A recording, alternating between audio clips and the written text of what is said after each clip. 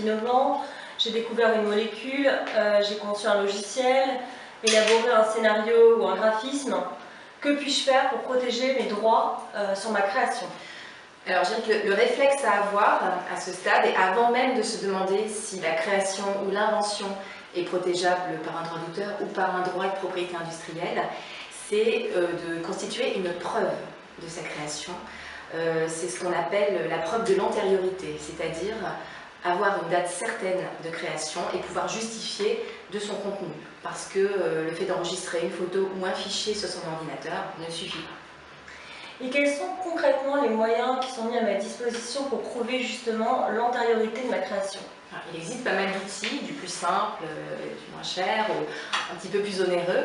Tout simplement s'envoyer une lettre à soi-même, le cachet de la poste faisant foi, avec intégré dans l'enveloppe évidemment le contenu de sa création, de son invention. Vous avez la possibilité de vous rendre à l'INPI pour acheter une enveloppe solo. Vous pouvez également déposer le descriptif de votre création, de votre invention à la Société des gens de lettres qui enregistre pas mal de types d'œuvres, que ça aille du roman au scénario, au logiciel, aux œuvres graphiques.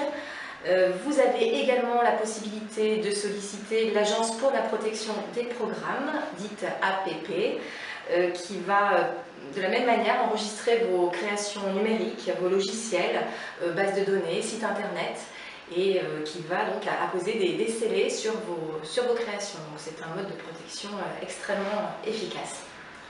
Et est-ce que dans le domaine de la recherche, il y a un mode de protection spécifique? Oui, alors dans le domaine de la recherche, on a tendance à consigner les découvertes sur ce qu'on appelle les cahiers de laboratoire, qui sont de véritables outils de traçabilité des travaux au sein de l'entreprise innovante, d'entreprises de biotechnologie notamment, et de laboratoires évidemment. Et donc ce cahier est accessible aussi bien aux stagiaires qu'à l'ingénieur, aux chercheurs, aux thésards. Et c'est important que chacun, à un moment donné de la découverte, puisse indiquer par écrit ce qu'il a découvert, puisque c'est souvent le préalable au dépôt d'un brevet. Donc tous ces outils sont très précieux. Il faut savoir que cette question est épineuse parce que beaucoup de personnes physiques et morales ont vu leur projet s'écrouler par manque de précautions suffisantes dès ce stade de la création ou de l'invention. Merci pour votre attention et notre cabinet reste à votre disposition pour vous aider dans la protection de toutes vos créations et de vos inventions en propriété intellectuelle. À bientôt.